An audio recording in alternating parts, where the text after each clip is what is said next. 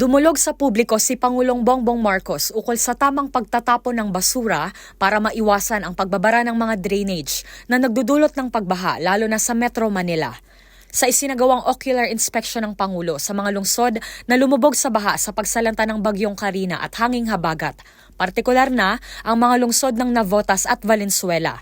Napag-alaman niya na mayroon ng 81 pumping station sa Navotas habang 32 naman sa Valenzuela City. Ayon sa Pangulo, bagamat marami na ang mga pumping station sa rehiyon, hindi raw ito naging mabisa at hindi napigilan ng pagbaha dahil barado ito ng mga basurang hindi maayos na naitatapon ng mga residente roon. Hiling ng Pangulo, sana matuto na ani ang mga tao para hindi na maulit ang mga ganitong problema. Ipinasisilip din ni PBBM ang mga flood control infrastructure ng bansa. Nagbalik tanaw ang Pangulo sa isa sa mga pinakamalakas na bagyo na nanalanta rin sa bansa noong 2009 na Super Typhoon Ondoy. Ayon sa tala, mas mataas ang tubig ulang na record noong Ondoy, ngunit mas maraming lugar ang nalubog sa baha sa pagdaan ng Bagyong Carina.